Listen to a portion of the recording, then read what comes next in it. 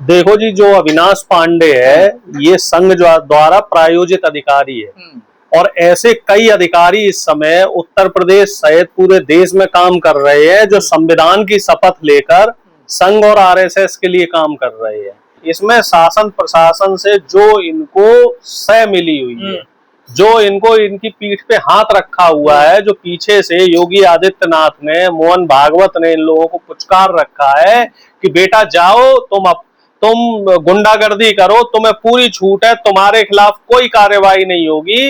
या फिर इस देश में एक अघोषित मनुवाद लागू हो चुका है कि अगर दलित और पिछड़ा है तो उसको इंसाफ नहीं मिलेगा। अगर पीड़ित दलित और पिछड़ा है तो उसको पुलिस की प्रताड़ना मिलेगी। अगर इस देश में आप शूद्र समाज में पैदा हुए हो, आप दलित के घर पैदा हुए हो, आप पिछड़ों के घर पैदा हुए हो, आप नारी हो, तो आपके ऊपर अत्याचार होगा ही होगा। और ये जो मनवादी व्यवस्था के लोग हैं वो इस अत्याचार को मौलिक अधिकार मान लेते हैं।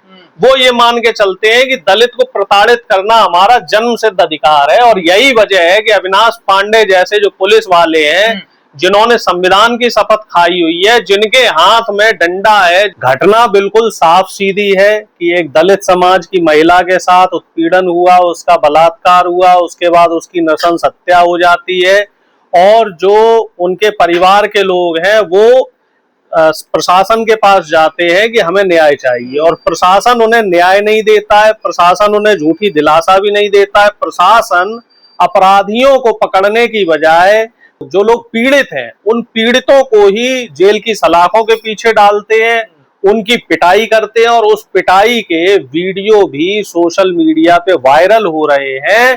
तो आप इससे अंदाजा लगा सकते हैं कि उत्तर प्रदेश का लॉ एंड ऑर्डर इस समय वेंटिलेटर पे है। उत्तर प्रदेश का जो न्याय कानून व्यवस्था है उसकी धज्जियां उड़ी हुई हैं। उत्तर प्रदेश में जो इस समय कानून व्यवस्था है उस कानून व्यवस्था का कोई देखने वाला नहीं है, उस कानून व्यवस्था को कोई भी उसकी मॉनिटरिंग करने वाला नहीं है। उस कानून व्यवस्था में जो लूप होल्स हैं उन लूप होल्स को ठीक करने वाला कोई नहीं है। और खास तौर से जहां भी पीड़ित दलित समाज का व्यक्ति हो, पीड़ित जहां भी पिछड़े समाज का व्यक्ति हो, पीड़ित जहां पे माइनॉरिटी का व्यक्ति हो, तो वहां शासन प्रशासन अपराधियों को बचाने में लगा होता है। और आग में घी का काम यह है, अगर अपराधी कहीं सवर्ण या मनवादी समाज का व्यक्ति है तो शासन प्रशासन 100% पूरी तन्मयता से लग जाता है कि पीड़ित को कैसे और ज्यादा प्रताड़ित किया जाए।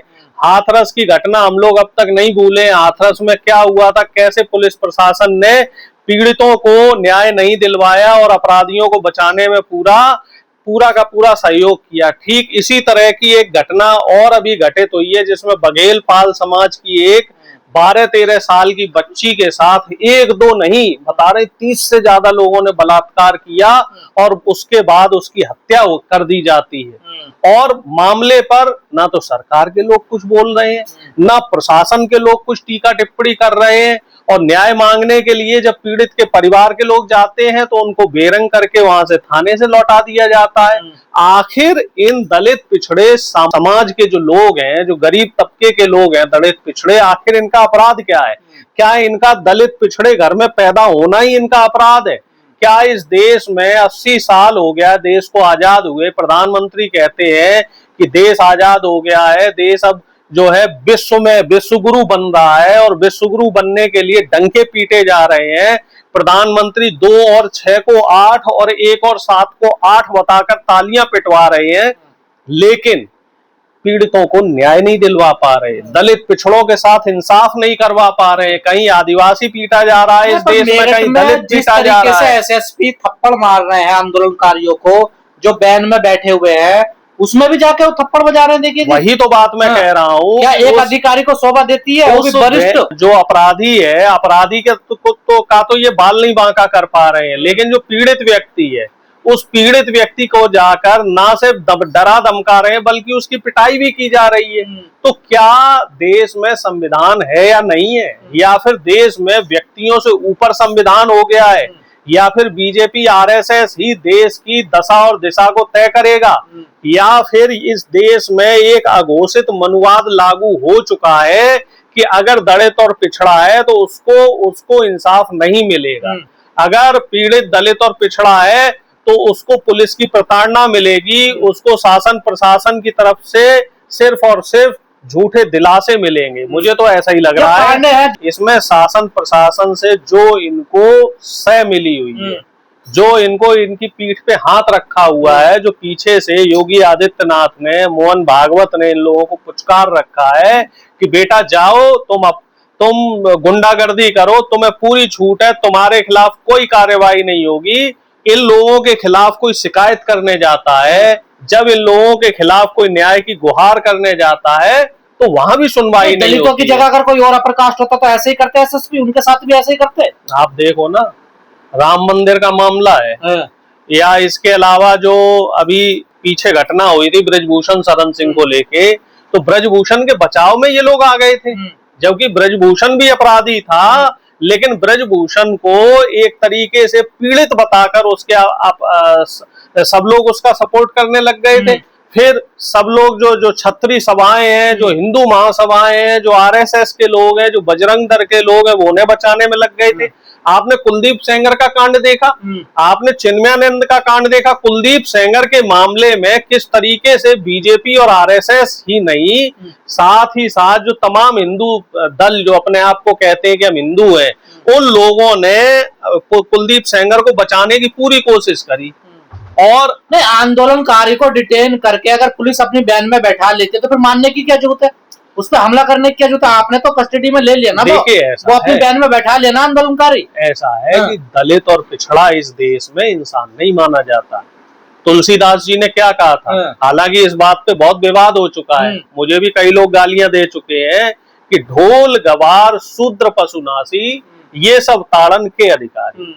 तो अगर इस देश में आप शूद्र समाज में पैदा हुए हो, आप दलित के घर पैदा हुए हो, आप पिछड़ों के घर पैदा हुए हो, आप नारी हो, तो आपके ऊपर अत्याचार होगा ही होगा। और ये जो मनवादी व्यवस्था के लोग हैं वो इस अत्याचार को मौलिक अधिकार मान लेते हैं, वो ये मान के चलते हैं कि दलित को प्रताड़ित करना हमारा जन्म सिद्ध अधिकार है। और यही वजह है कि अविनाश पांडे जैसे जो पुलिस वाले हैं, जिन्होंने संविधान की शपथ खाई हुई है, जिनके हाथ में डंडा है, जिनके हाथ में लॉ एंड ऑर्डर है, जिनको न्याय दिलाने के लिए जिन्होंने कसम खाई हुई है, वो लोग खुद न्याय दिलाने की बजाय अपराध करने में शामिल दे रहे हैं। अब आप इससे अंदाजा लगाओ कि दलित पिछड़ों को ये जो मनवादी व्यवस्था के लोग हैं, सिर्फ रवि गौतम जी की बात यहीं तक नहीं है, इसके बजाय अगर कोई बड़े ओहदे पे बैठा हुआ व्यक्ति हो, बहन मायावती जी की बात कर लो, मान्यवर कांसीराम जी की बात कर लो, नेताजी मुलायम सिंह जी की बात कर लो, जो दलित पिछड़े समाज के बड़े बड़े नेता हुए हैं, ये मनवादी व्यवस्था के लोग तो उनको भी गालियां देते हैं। बहन जी के लिए किस तरह की अभद्र टिप्पणियां पुलिस प्रशासन के लोग करते रहे हैं। कंट्रोल नहीं रख सकता, इतना बड़ा अधिकारी एसएसपी। बात देखिए श्रीमान जी, बात बड़े या छोटे अधिकारी की नहीं है, अधिकारी ऐसे पेश आते हैं। बात है विचारधारा की।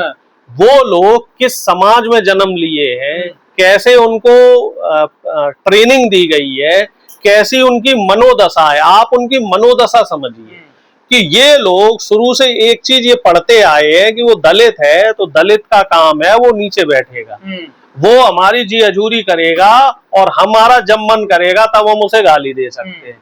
ये लोग ऐसे परिवेश से निकल के आए हैं। देश भले ही आजाद हो गया हो, देश को आजाद हुए भले ही 80 साल हो गए हो, संविधान लागू हुए भले ही 77 साल से ज्यादा का समय हो गया हो, लेकिन इस देश के मनवादी व्यवस्था के लोग, जो ऊपर व्यवस्थाएं बनाने वाले लोग हैं, जो ऊपर बैठे हुए एलीट क्लास के लोग हैं, उनकी विचारधारा में अभी भी, उनकी सोच में अभी भी कोई बदलाव नहीं आया है। और यही वजह है कि हाथरस जैसी घटनाएं हो रही हैं, रवि गौतम को प्रताड़ित किया जा रहा है, दलित समाज की बेटी के साथ अत्याचार हो रहा है, पिछड़े समाज के लोगों को घसीट के मारा जा रहा है, गाली दी जा रही है। मीडिया के सामने सरेआम एसएसपी इस तरीके से मार रहा होगा तो पीछे क्या क्या होगा? देखो ऐसा है, ये लोग मीडिया को भी कुछ नहीं समझते हैं, ये लोग अपने आप को कानून से ऊपर रखते हैं। कल्पना की जा सकती है मीडिया के सामने अगर वो इतना हाथापाई कर रहा तो फिर बाद में क्या क्या होगा? बाद में आप देखिए ना क्या होता है, कितने केस ऐसे आए। हाथरस की जो पीड़िता थी उसके साथ क्या हुआ, उसको तो उसका तो परिवार वालों को अंतिम संस्कार तक नहीं करने दिया गया। अगर आपको याद हो, झांसी में एक पुष्पेंद्र यादव था, उसकी हत्या किसने करी थी? पुलिस वालों ने ही फर्जी इनकाउंटर करा, और इनकाउंटर करने के बाद उसका जो शव है वो भी पुलिस वालों ने जला दिया। सब तक परिवार वालों को नहीं दिया। और उसकी जो धर्म पत्नी थी पुष्पेंद्र यादव की, वो न्याय की गुहार करती रही, और गुहार करते करते उसको भी अपने प्राण त्यागने पड़े, उसकी पत्नी को भी। जो गंभीर धाराओं में केस लगा दिया उन पे, बताइए। केस यही है, अपराधियों को तो पकड़ नहीं पाएंगे। और ये जो है आंदोलनकारियों को, जो पीड़ित लोग हैं, जो आंदोलन कर रहे हैं, जो न्याय दिलाने के लिए समाज में चेतना का काम कर रहे हैं, तो उन लोगों के खिलाफ ये कार्रवाई करेंगे। इस देश में अब सिस्टम पूरी तरीके से बदल चुका है। अब इस देश में न्याय जाति और धर्म देख के दिया जाता है। इस देश में अत्याचार भी जाति और धर्म देख के किया जाता है। इस देश में जो भेदभाव है वो जातीय वैमनस्यता के हिसाब से हो रहा है। अब इस देश में कहीं ना कहीं संविधान को कमजोर करने की जो साजिश है वो ये मनवादी लोग रच रहे हैं।